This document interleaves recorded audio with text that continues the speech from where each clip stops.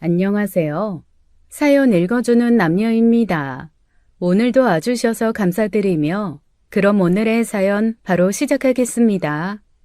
어느 날 오후 집에서 쉬고 있다가 낯선 번호의 전화를 받았습니다.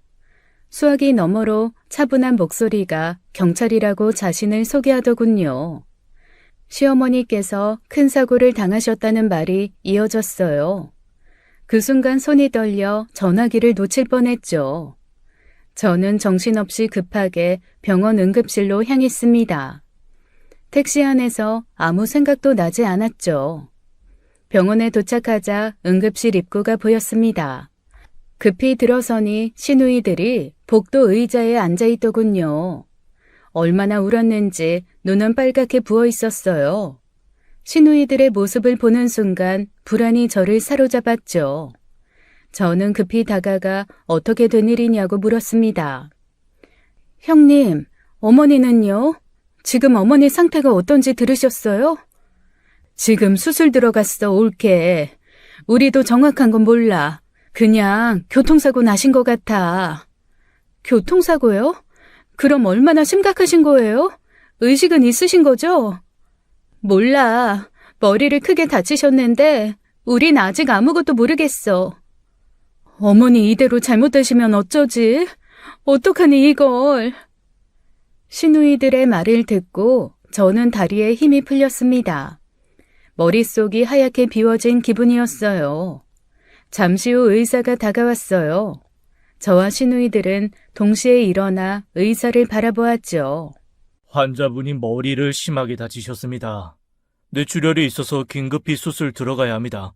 상황이 좋지 않습니다. 수술 받으시면 괜찮아지시는 거죠, 선생님? 현재로선 그 어떤 것도 장담할 수 없습니다. 수술 후에도 경과를 지켜봐야 하고요. 아니 그럼 의식을 못 찾을 수도 있다는 말씀이세요? 네, 최악의 경우 그럴 수 있습니다. 일단 수술을 서두르는 게 급선무입니다. 어떻게 어머니... 말도 안 돼. 이게 무슨 일이야. 의사의 말을 듣고 나니 제 귀에서는 아무 소리도 들리지 않았습니다. 응급실의 밝은 형광등 불빛마저 낯설게 느껴졌어요. 그렇게 저희 가족의 긴 악몽이 시작되었던 것이죠. 얼마 뒤 남편이 급히 병원에 도착했습니다. 회사에 있다가 소식을 듣고 급히 달려왔죠. 시누이를 통해 간단하게 상황 설명을 들은 남편은 눈물을 숨기지 못했어요. 남편이 워낙 효자였거든요. 이윽고 긴 수술 시간이 끝나고 의사가 응급실 문을 열고 나왔습니다. 의사의 표정은 앞서와 크게 다르지 않았죠. 누구 하나 입을 열지 못했어요. 그때 남편이 의사에게 어머니의 회복 가능성을 물었습니다. 의사 선생님, 저희 어머니 괜찮으신 겁니까? 수술 잘 된 거죠? 네, 수술은 다행히 잘 되었네요. 일단 생명에는 지장이 없으시지만 뇌출혈이 심해서 혼수 상태가 오래 지속될 수 있습니다. 이건 당분간 지켜봐야 할 것 같네요. 혼수 상태요? 그러면 의식을 못 찾으실 수도 있다는 말씀이신가요? 확답을 드리긴 어렵습니다. 지금은 지켜볼 수밖에 없고요. 기다려 보시죠. 의사의 말을 듣는 순간 공기가 얼어붙는 듯 했어요. 저는 그대로 복도의 차가운 의자에 다시 앉았죠. 이후 경찰이 병원을 찾아와 저희들에게 사건에 대해 설명을 해줬습니다. 경찰의 표정은 다소 어두워 보였죠. 현재까지 확인된 바로는 가해 차량이 아무런 구호 조치 없이 도주했습니다. 그래서 저희가 뺑소니 사건으로 수사 중이고요. 뺑소니요? 사람이 그렇게 다쳤는데 도망을 가다니요. 이거 빨리 잡을 수 있는 겁니까? 최선을 다하고 있습니다만 시간이 걸릴 수도 있습니다. 사람을 치고 어떻게 도망을 가요? 꼭 잡아주세요. 그놈 반드시 잡아야 해요. 경찰 아저씨, 빨리 좀 잡아줘요. 우리 엄마 그렇게 만든 사람 그냥 둘 수 없어요. 그러나 경찰은 곧 난처한 표정으로 수사의 어려움을 이야기했습니다. 사고가 난 도로에 방범 CCTV가 없더라고요. 목격자도 아직 나오지 않은 상황이라 일단 수사가 생각보다 쉽지 않을 수 있고요. 죄송합니다. 저희도 최선을 다해볼게요. 저는 경찰의 말에 숨이 턱 막혔습니다. 남편과 시누이들의 얼굴에도 깊은 절망감이 퍼졌어요. CCTV가 없고 목격자도 없으면 어떻게 잡겠다는 건데요? 그럼 그냥 손 놓고 기다리란 소립니까? 여보, 진정해. 경찰분들도 노력하고 계시잖아. 이 상황에서 어떻게 진정을 해? 죄송합니다. 저희도 안타깝지만 현재 상황이 어려운 건 사실입니다. 그래도 최선을 다해 수사하고 있으니까 조금만 믿고 기다려 주십시오. 경찰이 떠난 뒤에도 우리 가족은 복도에 한참을 그대로 앉아 있었습니다. 누구 하나 쉽사리 말을 꺼내지 못했어요. 그날 밤 저는 병원 복도 의자에 앉아 경찰의 연락만 기다렸죠. 초조한 마음에 휴대폰을 손에서 놓지 못했어요. 올케, 이러다 범인 못 잡는 거 아니야? CCTV도 없다는데 어떻게 찾아? 그러니까 수사도 제대로 안 하면 어쩌지? 경찰들이 자기 가족 일도 아닌데 열심히 잡으려고 하겠어?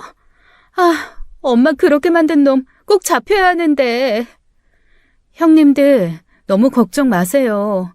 경찰이 최선을 다한다고 했으니까 분명히 잡힐 거예요. 그래야지. 꼭 잡혀야지. 제발. 하지만 그날은 아무런 연락도 오지 않았습니다. 시간이 멈춘 듯 긴 밤이었죠. 그리고 길기만 한 그 밤이 며칠이 지났습니다. 불안과 초조함으로 잠을 제대로 이루지 못하던 어느 날 오후였어요. 경찰서에서 급히 연락이 왔어요. 결정적 증거가 될 CCTV 영상을 확보했다고 하더군요. 경찰은 남편과 함께 서둘러 경찰서로 출두하라고 했습니다. 조사를 할 게 있다면서요. 순간 무슨 조사를 할 게 있지 싶었지만 당시에는 대수롭지 않게 여겼습니다. 저는 남편에게 연락을 했고 남편과 즉시 경찰서로 향했죠. 경찰서에 도착하자 담당 형사가 우리를 기다리고 있었어요. 그의 표정은 이전보다 확실히 긴장한 듯 보였죠. 현장 인근 상가 CCTV에서 뺑소니 차량이 찍힌 걸 확인했습니다. 번호판도 확인됐고요. 정말요? 그럼 지금 당장 그 영상 좀 볼 수 있을까요? 빨리 좀 보여주세요. 저희도 직접 확인하고 싶습니다. 어떤 새끼가 감히 우리 엄마를... 일단 진정하시고요. 절 따라오시면 영상 보여드리겠습니다. 형사는 조심스럽게 우리를 영상이 있는 화면 앞으로 안내했습니다. 흐릿한 CCTV 화면이 눈앞에 나타났죠. 화면에는 시어머니를 치고 그대로 달아나는 SUV 차량의 모습이 담겨 있었어요. 희미하지만 번호판까지 보였죠. 그 끔찍한 사고 영상에 저는 눈물이 나더군요. 뺑소니 차량을 보며 깊은 분노를 느꼈어요. 그런데 형사가 갑자기 말을 망설였습니다. 잠시의 침묵 뒤 어렵게 입을 열었죠. 차량 번호를 조회해 본 결과 사고 차량이 남편분 명의로 등록되어 있었습니다. 이 부분 설명 부탁드릴게요. 네? 제 명의로 된 차라고요? 그럴 리가 없는데... 분명히 남편분 이름으로 되어 있습니다. 다시 한번 잘 생각해 보시죠. 형사의 말을 듣는 순간 저는 머리를 한 대 후려 맞은 듯 했어요. 남편의 얼굴 역시 순식간에 새하얘졌죠. 이 상황을 도저히 이해할 수가 없었습니다. 뺑소니범이 남편이라뇨. 저는 천천히 남편을 바라보았습니다. 남편의 눈빛 속에는 당황과 혼란이 뒤엉켜 있더군요. 형사의 마지막 말이 귀에서 떠나지 않았어요. 그 끔찍한 영상 속 차량의 주인이 남편이라는 사실을 받아들이기 어려웠죠. 저는 떨리는 목소리로 남편에게 다그치듯 물었습니다. 어떻게 어머니를 차로 치고 도망갈 수 있느냐고 말이죠. 지금 이게 어떻게 된 거야? 경찰이 당신 명의차라고 하잖아. 정말 당신이 어머니를 차로 친 거야? 아니야, 절대 아니라고. 내가 어떻게 엄마를 차로 치고 도망가겠어. 그럴 리 없잖아. 그럼 이걸 어떻게 설명할 건데? 모르겠다고. 나도 지금 너무 당황스럽다고. 진짜 아니야, 나 아니라니까. 하지만 저는 순간적으로 이상한 점을 깨달았습니다. 남편의 차는 분명히 일반적인 승용차였어요. 왜 소나타나 그랜저 같은 차체가 낮은 차요? 그런데 경찰이 사고 차량으로 지목한 차는 SUV였죠. 제가 CCTV 영상을 볼 때도 뺑소니 차는 SUV였어요. 산타페 같이 크기가 큰 차요. 이상하다는 생각이 들어 저는 경찰에게 차량 정보를 다시 확인해달라고 요청했습니다. 경찰관님, 뭔가 착오가 있는 거 아니에요? 그런데 저희 남편 차는 SUV가 아니라 일반 승용차인데 이거 차량 정보를 잘못 확인하신 거 아니에요? 아닙니다. 여러 번 확인했습니다만 사고 차량 분명히 남편분 명의로 등록된 SUV 차량 맞습니다. 아닌데, 저 차는 저희 차가 아니에요. 남편분께서 답해보시죠. 저희가 확인해보니 차량이 2대던데. 네? 2대요? 경찰의 답변은 분명했습니다. 그러니까 오해가 아니라 제가 남편에게 속고 있었던 거죠. 그 차는 남편 차가 맞았어요. 제가 남편을 의심스러운 눈빛으로 바라보자 남편은 머뭇거리며 눈을 피했습니다. 그리고 잠시 뒤 남편은 어렵게 입을 열었죠. 미안해. 사실 사업상 외부 미팅이 많아지면서 SUV가 필요해서 한 대 구입했어. 뭐? 그걸 왜 나한테 숨겨? 차 한 대를 몰래 사는 게 말이 돼? 말하면 네가 싫어할 것 같아서 그랬지. 정말 어쩔 수 없는 일이었어. 싫어할 걸 알면서도 몰래 샀다는 거잖아. 날 속인 거고. 당신 지금도 거짓말하는 거 아니야? 당신 차가 맞는 거잖아. 그걸로 사고 낸 거야? 정말 그런 게 아니라니까. 차는 샀지만 나 절대로 어머니 친 적 없어. 믿어줘, 제발. 하지만 저는 남편의 항변에도 그 말을 믿을 수 없었습니다. 숨겨진 차량의 존재 자체가 제겐 너무 충격적이었죠. 경찰은 남편에게 사고 당시의 행적을 정확히 밝히라고 요구했어요. 다시 한번 묻겠습니다, 최상훈 씨. 사고 당시 정확히 어디서 뭘 하셨는지 구체적으로 말씀해 주시죠. 지금 이거 굉장히 심각한 문제니까 명확한 답변 부탁드립니다. 그게 잘 기억이 나질 않습니다. 갑자기 이렇게 물으시니까 너무 당황스러워서. 기억이 안 난다고요? 몇 달 전 일도 아니고 일주일도 안 된 일인데요. 그리고 그렇게 중요한 시간에 어디서 뭘 했는지 기억이 없다는 말씀이십니까? 이러시면 곤란한데요? 그러니까 정말 당황해서 그래요. 지금 머리가 하얘져서 생각이 정리가 안 됩니다. 조금만 시간을 주세요. 네, 시간 많습니다. 그런데 지금이라도 제대로 기억하셔야 합니다. 명확한 알리바이가 없으면 최상훈 씨한테 상황이 점점 불리해지실 거예요. 죄송합니다. 정말로 지금은 아무것도 생각이 안 나요. 어떻게 해야 할지 모르겠습니다. 하지만 남편은 입을 열지 못했습니다. 눈동자가 흔들리고 이마에 식은땀이 맺히는 것이 보였죠. 그러면서 횡설수설하기 시작했어요. 그런 남편의 모습을 보니 제 마음이 더 복잡해졌습니다. 남편은 결국 명확한 대답을 하지 못한 채 억울함만 중얼중얼 반복했습니다. 자신은 절대 범인이 아니라고요. 그럼 왜 사고 시간 어디에 있는지 말을 못하는지 답답하기만 했어요. 저 진짜 그 시간에 다른 곳에 있었습니다. 절대로 어머니 친 게 아니에요. 그런 끔찍한 짓을 제가 왜 합니까? 저 결백해요. 정말이에요. 그렇게 말씀만 하시지 마시고 정확히 어디서 무엇을 하고 계셨는지 구체적으로 말씀해 주세요. 저희가 믿으려면 확실한 증거가 필요합니다.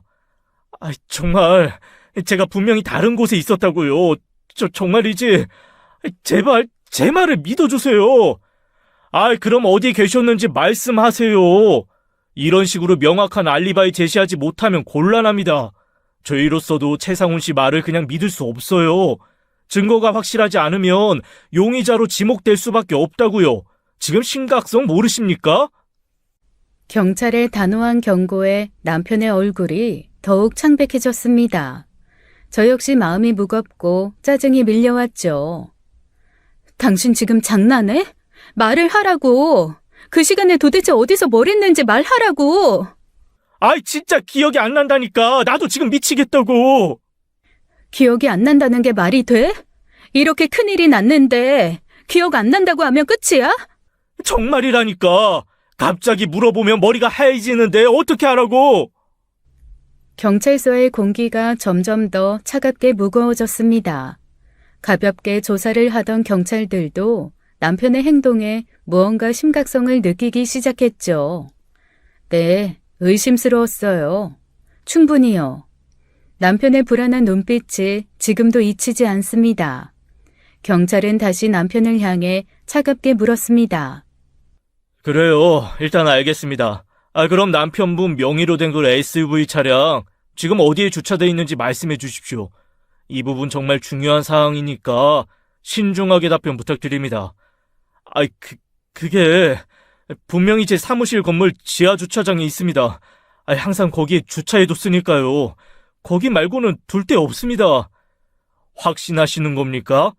지금 굉장히 중요한 문제라서 잘못 말씀하시면 상황도 복잡해질 수 있어요. 네, 그럴 겁니다. 분명히, 확실히 거기에 있습니다. 제가 그 차를 다른 곳에 둘 이유가 없어요. 정말이에요. 경찰은 그 말을 받아 적었죠. 이어서 그 차량 조사를 한다고 했어요. 그리고 경찰은 조사를 진행한 뒤 추가적으로 연락을 주겠다고 했습니다.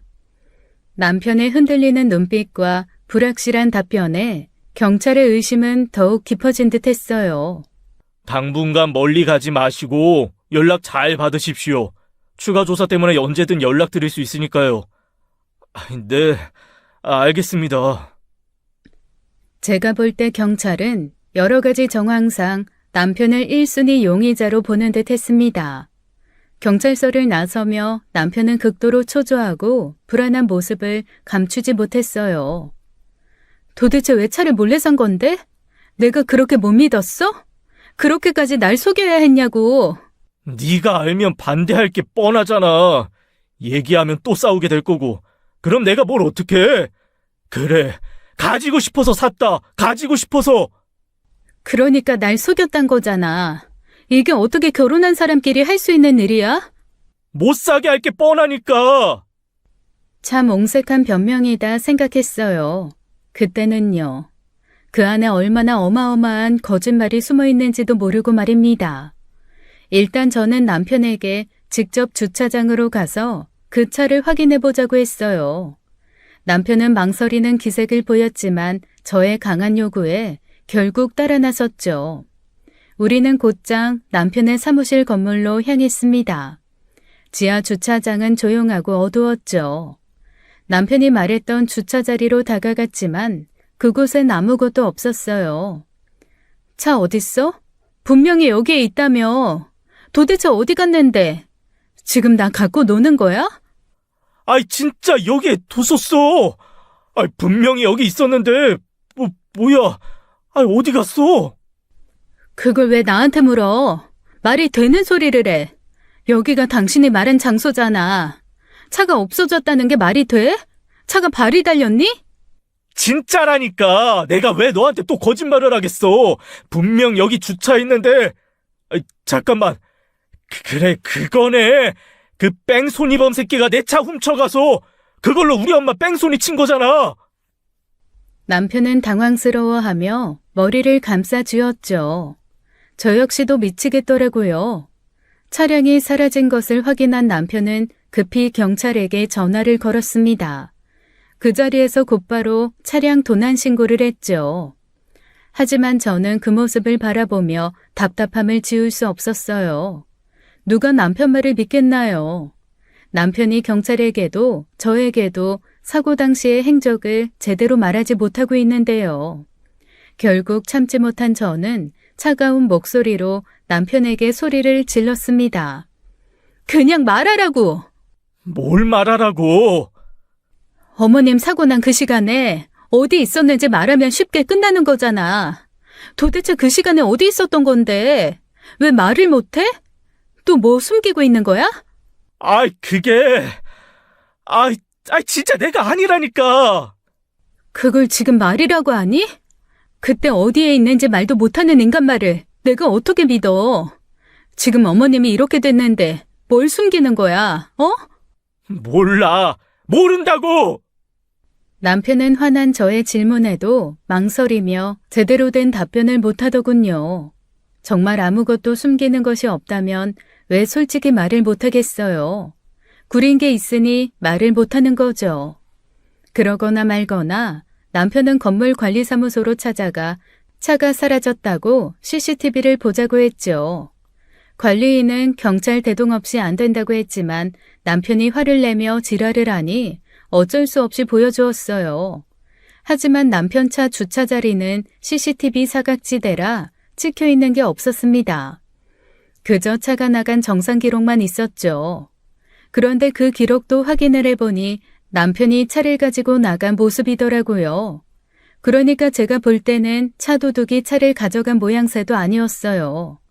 남편은 어이없어 했지만 그걸 지켜보는 제가 더 복장이 터지는 상황이었죠. 그럼에도 남편은 끝까지 시어머니가 사고를 당한 시간에 무얼 했는지 말을 하지 않았습니다. 남편의 끝없는 침묵은 저를 견딜 수 없을 만큼 분노하게 만들었죠. 결국 참다 저는 걷잡을 수 없이 폭발하고 말았어요. 남편에게 고래고래 소리를 질렀습니다. 그날 이후로 저희 관계는 조금씩 파국으로 향하고 있었죠. 그리고 그날 저녁 신우이에게 전화가 왔어요. 경찰 조사 결과가 궁금했던 신우이가 연락을 해온 것이었죠. 저는 경찰서에서부터 주차장에서 있었던 모든 일을 솔직히 말했습니다. 제 말을 듣던 신우이는 곧 엄청 화를 내며 전화를 끊었어요. 그리고 얼마 지나지 않아 신우이들이 곧장 우리 집으로 쳐들어왔죠. 현관문이 열리자마자 신우이들의 화난 얼굴을 볼 수 있었어요. 야, 최상훈이, 너 어딨어? 당장 나와봐. 빨리 안 나와? 너 진짜 무슨 짓을 하면서 돌아다니는 거야? 진짜. 이제 누나들까지 와서 왜 이 난리야? 지금 정신 없는데 좀 그만 좀 해! 남편의 반응에 큰 신우가 남편 등짝을 후려쳤죠. 너 어릴 때부터 엄마한테 잘난 아들인 척 다 하더니 효자인 척 다 하더니 지금 너 뭐 하는 거야? 그거 네 차라면서. 네 차로 엄마 친 거라면서. 아이씨, 내 차 맞는데 내가 그런 게 아니라고. 그 말을 누가 믿어, 이 미친놈아. 그럼 그때 뭐 하고 있었는지 왜 말을 못해? 네가 엄마 실수로 져서 도망간 거 아니야? 너 이 새끼 콩밥 처먹어라 정신 차리지? 아니라고 몇 번을 말해. 차 도둑 맞았다고. 훔쳐간 그 새끼가 그런 거라고. 개똥이나 그 말을 사람들이 믿겠다. 대한민국에서 차 도둑이 쉽냐? CCTV가 온 동네에 깔려 있는데 마지막에 차 가지고 나간 것도 너라잖아. 누나들, 나 지금 돌아버릴 것 같으니까 더 이상 말 좀 걸지 마. 지금 가장 미칠 것 같은 사람 나니까 그만 좀 해. 네가 그런 거니까 말을 못하겠지, 이 새끼야. 남편은 역시나 아무 변명도 하지 못했습니다. 그러더니 갑자기 화를 버럭내며 자리를 박차고 일어나더니 그대로 집 밖으로 뛰쳐나갔어요. 남편이 집을 나가버린 뒤 저는 멍하니 소파에 앉았죠. 형님들, 저 사람 왜 저러는 걸까요? 저 지금 너무 무서워요. 도대체 어떻게 해야 할지 모르겠어요. 분명 저 사람이 그런 것 같은데. 어쩌죠 이제? 옳게, 진정해. 우리도 지금 무슨 상황인지 모르겠어. 제가 대체 왜 저러는지 이해가 안 돼. 옳게, 네 잘못 아니니까 진정해. 우리가 같이 있을 테니까 너무 걱정하지 말고 마음부터 좀 추스르자. 모든 상황이 혼란스러웠습니다. 남편의 행동 하나하나가 이제 의심을 넘어 확신이 들기 시작했어요. 정말 남편이 그런 끔찍한 일을 저지른 것일까? 그날 밤 저는 잠을 이룰 수가 없었죠. 그 후에도 경찰은 남편에 대한 수사를 계속 진행했습니다. 당연했어요. 그 사고 차량이 어디 있는지도 파악이 안 되었고 남편이 하는 말은 다 거짓말이었으니까요. 결국 며칠 뒤 경찰은 추가 조사를 위해 남편을 다시 불렀습니다. 남편은 혼자서 다녀오겠다고 말했지만 저는 개소리만 나며 남편 말을 단호히 잘랐어요. 제가 가지 않으면 또 어떤 거짓말을 할지 믿을 수 없었기 때문입니다. 경찰서에 도착하자 형사들의 표정은 한층 더 심각했어요. 남편을 조사실로 안내한 뒤 곧바로 강도 높은 질문이 이어졌죠. 계속 이런 식으로 수사에 협조하지 않고 제대로 답변하지 않으시면 저희도 어쩔 수 없이 압수수색 영장 발부받아서 핸드폰 포함한 모든 걸 조사할 수밖에 없습니다. 그러니까 지금이라도 제대로 협조하시죠. 지금 최상훈 씨가 이야기하는 거 다 거짓말로 드러나고 있어요. 나머진 그냥 묵비권 행사하시는 거잖아요. 이 문제 그렇게 한다고 해결 안 돼요. 배울 만큼 배우신 분이 왜 이러세요? 최상훈 씨가 실수로 어머니 치고 놀라서 도망가신 거 맞죠? 경찰의 집요한 추궁에 남편은 극도로 스트레스 받는 모습이었습니다. 그렇게 한참 동안의 추궁이 이어졌고 마침내 남편은 더 이상 견디지 못하고 큰 한숨을 쉬더군요. 그리고는 머리를 감싸쥐고 힘겹게 입을 열었어요. 사실은 미치겠네. 사실은 그 시간에 호텔에 있었어요. 호텔이요? 네, 호텔이요. 여자랑 같이 있었습니다. 됐어요? 그래서 지금까지 말 못했던 겁니다. 진짜. 뭐? 지금 너 무슨 소리 하는 거야? 여자랑 호텔에 있었다고? 미안해. 이렇게 말하고 싶지 않았는데. 진짜 미안해. 너 지금 무슨 소리 하는 거야? 너 지금 바람 폈다는 거야? 미안해, 미경아. 그러시면 말씀하신 부분 정확히 기록하겠습니다. 오영자 씨께서 사고를 당하신 그 시간 호텔에서 다른 여성분과 함께 계셨다는 게 맞죠? 그럼 일단 이걸 추가 조사 진행하겠습니다. 네. 믿고 싶지 않았지만 남편의 고개 숙인 모습을 보자 모든 게 사실이라는 걸 깨달았어요. 한마디로 남편이 그동안 알리바이를 밝히지 못한 이유는 간단했습니다. 자신의 외도를 들킬까봐 입을 열 수 없었던 거죠. 그 순간 저는 깊은 상처와 함께 끔찍한 배신감을 느꼈습니다. 남편의 비밀이 이런 식으로 드러날 줄은 꿈에도 생각하지 못했거든요. 경찰은 즉시 남편의 알리바이를 확인하기 위한 조치에 들어갔습니다. 남편이 언급한 여성과 연락을 하려 했지만 상간녀는 이미 연락을 끊고 잠적해버린 상태였어요. 더 열받더군요. 결국 남편이 상간녀에게 언지를 줘서 피할 시간을 준 거잖아요. 결국 경찰은 호텔의 CCTV 영상을 확보해 분석하기로 했습니다. 저는 CCTV 조사 결과가 나올 때까지 극도의 긴장감 속에서 하루하루를 보냈어요. 사실 남편의 말이 사실이든 아니든 이미 저희 관계는 파탄이 난 거지만요. 며칠 후 경찰은 남편을 다시 경찰서로 불렀습니다. 이번에도 저는 또 따라갔어요. 궁금했거든요. 이번엔 또 얼마나 어이 털리는 사건이 저를 기다릴지요. 남편은 못 가게 막았지만 발 달린 짐승을 지가 어떻게 막나요? 저는 그렇게 당당히 경찰서를 향했죠. 조사실에 앉은 저희 앞에서 경찰은 담담하게 조사 결과를 이야기해줬어요. 경찰이 남편이 말한 호텔 CCTV를 분석했는데요. 남편 말이 맞긴 했습니다. CCTV에는 남편이 그 상간녀와 호텔을 빠져나가는 모습이 명확히 찍혀 있다고 했죠.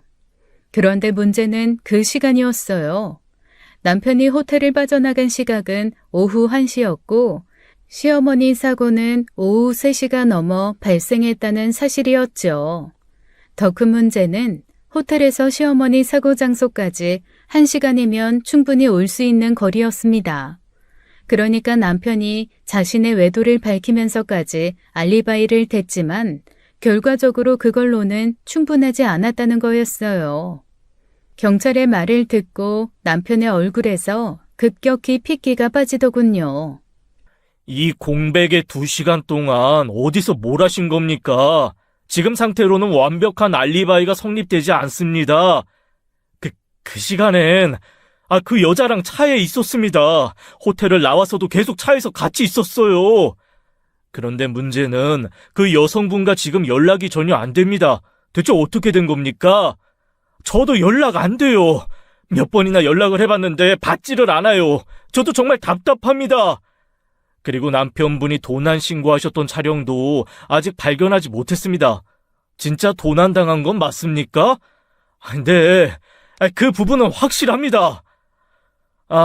네, 알겠습니다. 그럼 일단 그 차량부터 최대한 빨리 확보하도록 할게요.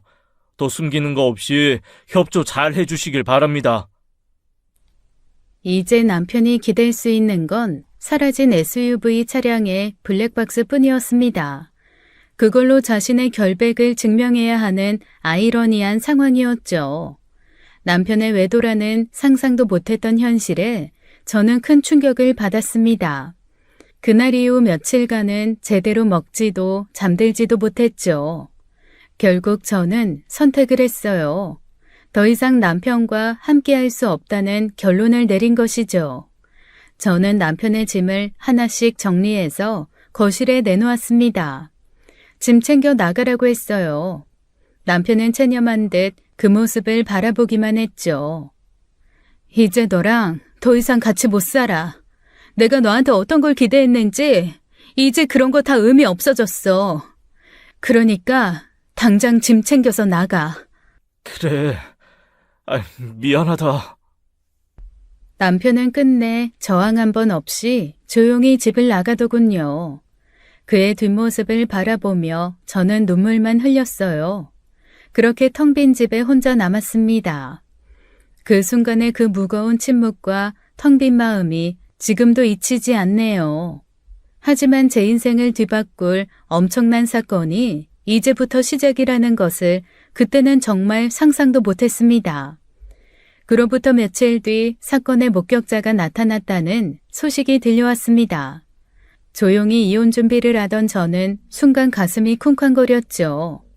소식을 듣고 함께 있던 시누이들과 급히 경찰서로 향했어요. 경찰서에 도착하자 담당 경찰이 저희를 곧바로 조사실로 안내했습니다. 그곳에는 허름한 옷차림에 나이든 남성이 앉아 있었죠. 경찰은 우리에게 이 남성이 사고 현장을 목격했다고 설명했습니다. 목격자였어요. 목격자는 당시 상황을 구체적으로 진술하기 시작했습니다.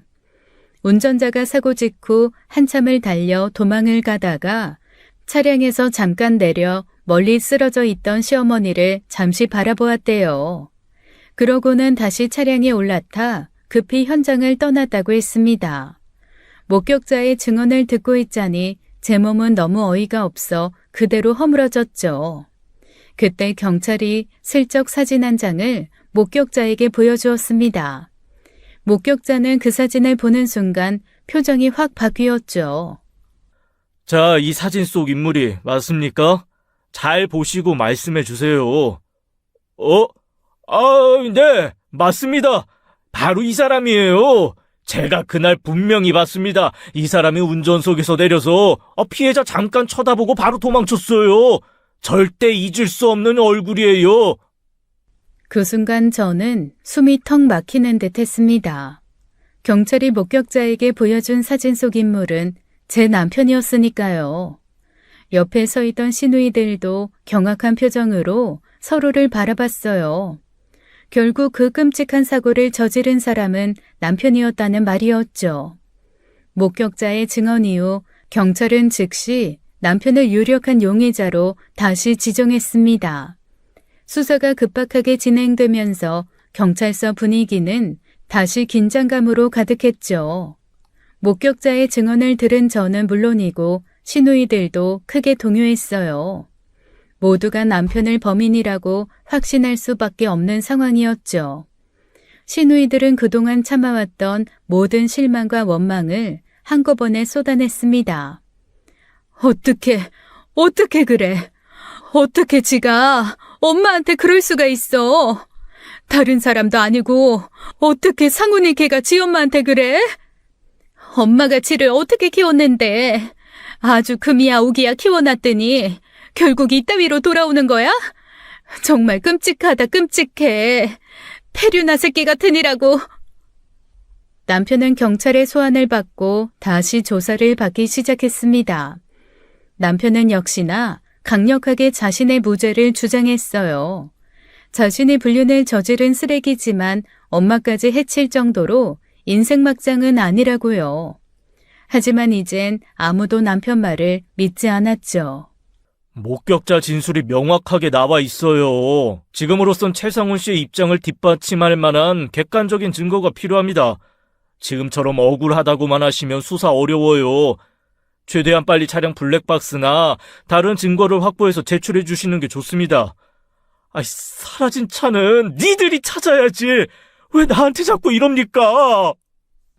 그 무렵 저는 흥신소로부터 한 통의 전화를 받았습니다. 흥신소 직원은 제가 의뢰했던 여성을 찾았다고 했죠. 사실 저는 남편과 이혼을 진행하며 동시에 상간녀에게도 소송을 걸 계획이었습니다. 그래서 남편이 언급한 그 여성을 찾기 위해 미리 흥신소에 의뢰를 했던 것이었어요. 다만 마음먹고 잠적한 상간녀이기에 찾는 건 쉽지 않았죠.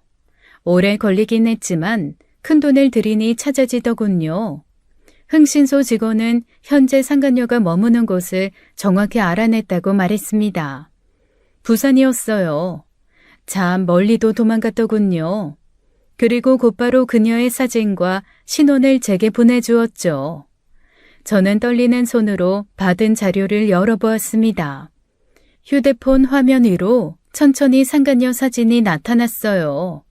그 순간 저는 숨이 멎는 듯한 충격에 휩싸였습니다.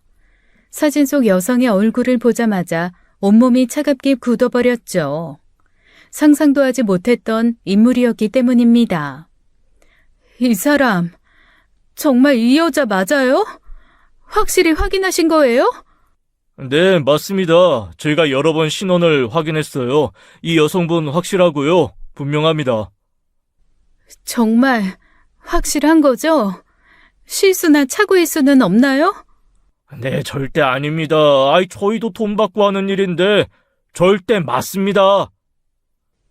상간녀는 다름 아닌 도련님의 여자친구였습니다. 남편은 자기 동생의 여자친구와 바람이 난 거였어요. 저는 믿을 수 없는 그 사실에 휴대폰을 잡고 있던 손이 떨렸습니다. 바로 그때 휴대폰이 다시 울렸어요. 이번엔 경찰서에서 온 전화였어요. 범인 검거했어요. 지금 바로 경찰서로 와주셔야겠습니다.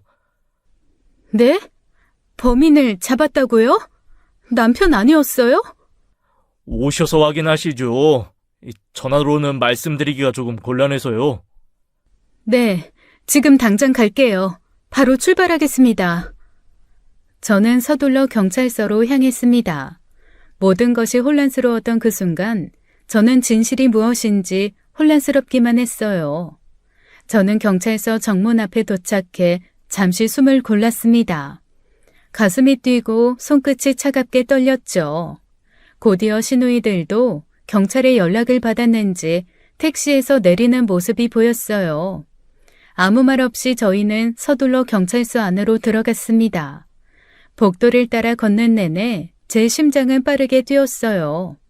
경찰이 우리를 조사실 안으로 안내했죠. 그리고 그곳에 전혀 예상치 못한 인물이 앉아 있었습니다.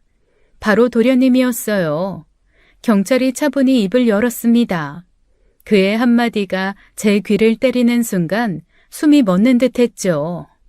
경찰은 이번 사건의 진범이 도련님이라고 말했습니다. 제 옆에 시누이들도 경악을 금치 못한 채 도련님을 바라보았어요.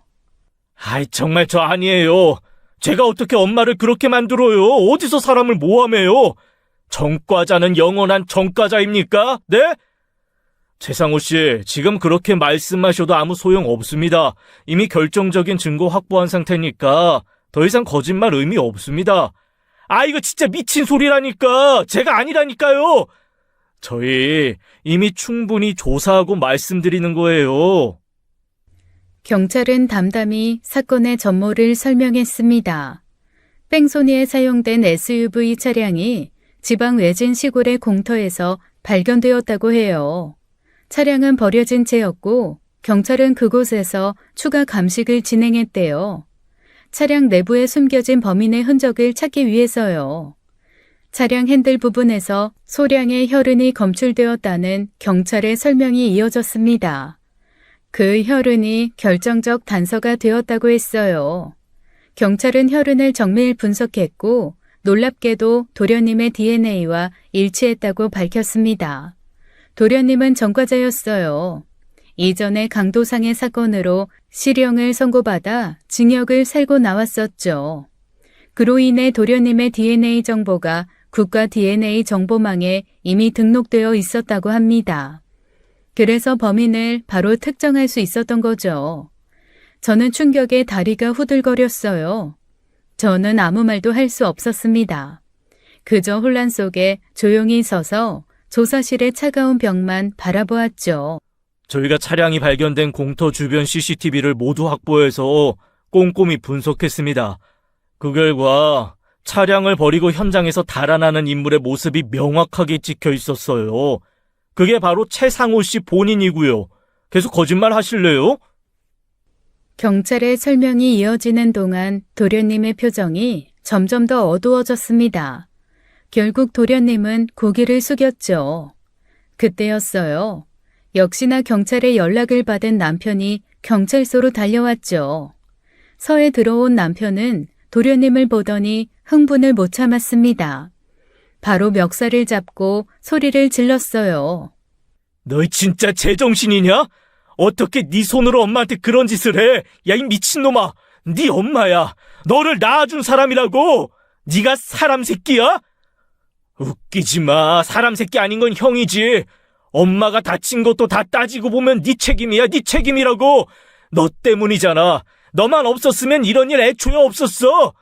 내가 뭘, 그게 왜 내 책임이야? 네가 내 차 훔쳐서 엄마 뺑소니 친 게 왜 내 책임인데?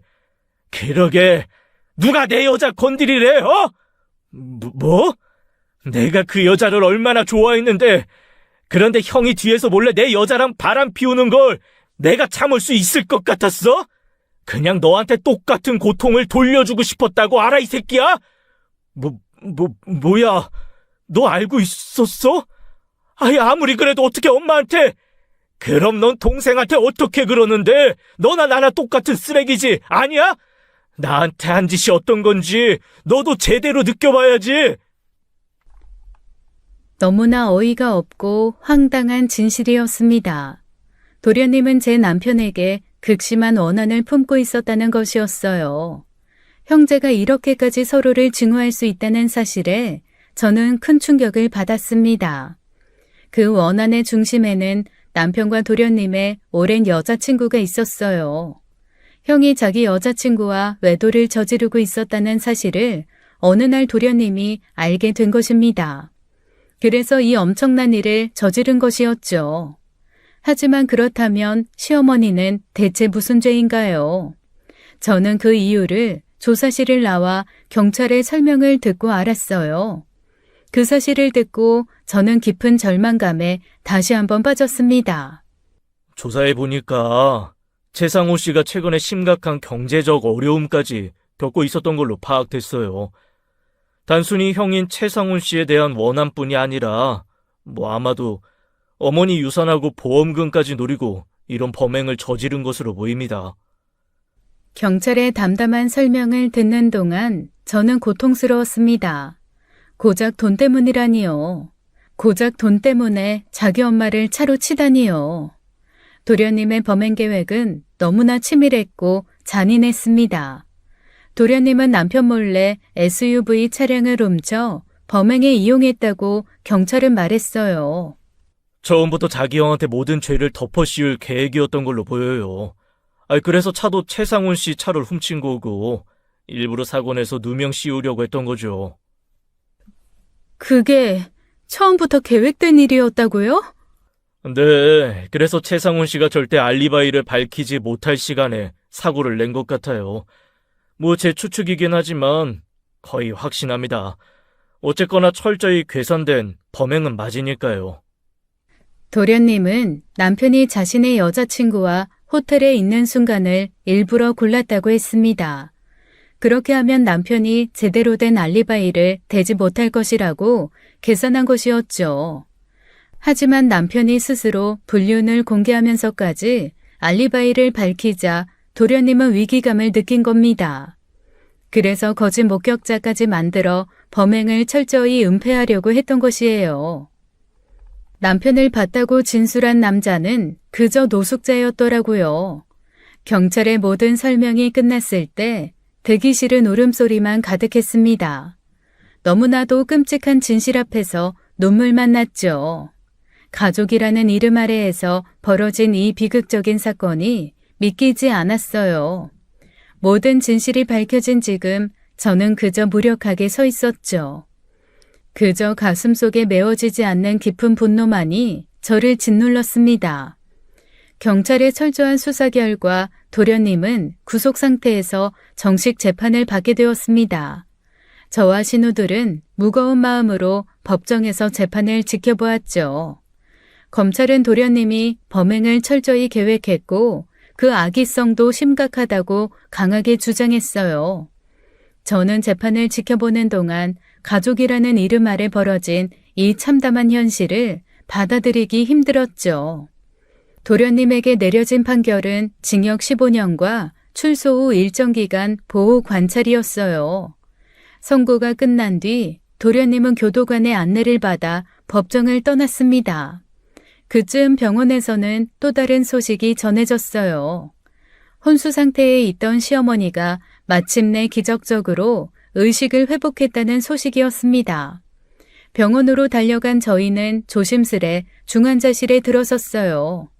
눈을 떠 저희를 바라보는 시어머니의 모습에 눈물이 왈칵 쏟아졌죠. 다행히 어머니께서 의식을 찾으셨습니다. 하지만 정상적인 생활로 돌아가시려면 오랜 기간의 재활 치료가 필요할 거예요. 시간이 꽤 걸릴 거라 각오하셔야 합니다. 네, 감사합니다. 감사합니다, 선생님. 엄마만 다시 건강해질 수 있다면 뭐든 다 해야죠. 저희가 절대 포기하지 않을게요. 네, 의사 선생님 정말 감사해요. 저는 병원 복도를 걸으며 깊은 한숨을 내쉬었습니다. 시어머니에겐 차마 말도 못했어요. 이 모든 사건과 결과를 받아들이기엔 아직 시간이 더 필요했으니까요. 그저 이 긴 어둠이 끝나길 간절히 바라며 병원을 천천히 떠났습니다. 시어머니께서 의식을 회복하자 저와 시누이들은 함께 어머니의 간호를 시작했어요. 매일 병실을 찾아 어머니 곁에서 조용히 지냈죠. 그리고 시간이 지나면서 시어머니께서도 사건의 진실을 천천히 알게 되셨어요. 그 후로 어머니는 깊은 충격과 절망에서 헤어나오지 못하셨죠. 병실에서 홀로 조용히 눈물을 흘리시는 모습을 볼 때마다 저도 마음이 너무 아팠습니다. 그런 어머니를 어떻게 위로해야 할지 막막했죠. 그러던 어느 날 시누이가 저를 불렀어요. 옳게, 엄마 일은 이제 우리가 알아서 할게. 너 이제 충분히 했어. 그러니까 그만하고 네 인생 살아. 맞아. 엄마한테도 우리가 잘 설명할 거고 이혼해도 아무도 너한테 뭐라고 할 사람 없어. 제발 너라도 이제 이 끔찍한 일 다 잊고 살아야지. 형님들, 그래도 제가 어떻게 그래요. 어머니가 이렇게 힘드신데 저 혼자 떠나는 건 너무 무책임하잖아요. 무책임한 거 아니야. 너도 피해자야. 엄마도 너한테 아무 원망 안 하실 거야. 그러니까 그만하고 네 삶을 찾아가. 옳게. 이건 우리가 진심으로 하는 말이야. 엄마는 딸들인 우리가 지킬 테니까 이제 정말 괜찮아. 그러니까 이제 그만하고 올케 인생 챙겨. 알았지? 우리가 올케한테 너무 미안하다. 형님들. 그렇게 저는 시어머니의 간병을 신우이에게 맡기기로 했습니다. 그동안 저도 너무나 지치고 힘들었기 때문이죠. 저는 제 자신의 문제를 마무리하기로 했어요. 남편과의 관계를 깨끗하게 정리하기로요. 저는 변호사와의 상담을 통해 이혼 절차를 빠르게 진행했습니다. 어느 날 남편은 저를 찾아왔어요. 초췌한 얼굴에는 이미 예전의 모습은 없었죠. 그날 남편은 긴 이야기를 했습니다. 저는 아무 말 없이 그의 말을 들었어요. 나도 내 선택이 이렇게 될 줄 정말 몰랐어. 다 내 잘못이야. 내가 바람만 안 피웠어도 어머니도 너도 이렇게 고통받는 일 없었을 텐데 정말 미안해. 정말 미안해. 이제 와서 후회해봤자 무슨 소용이야. 이미 벌어진 일이고 돌이킬 수도 없는데. 미안해. 나 진짜 돌이킬 수만 있으면 뭐든 하고 싶어. 나 용서 못하겠지? 용서해주면 내가 정말... 못해. 절대 못하고 안 해.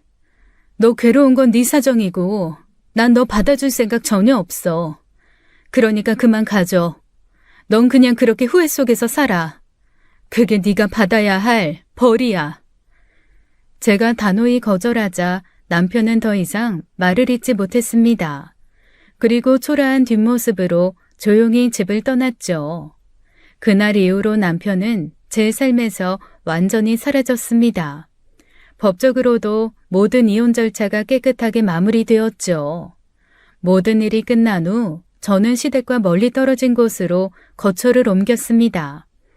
새로운 환경에 적응하며 조용히 지내는 시간이 필요했죠.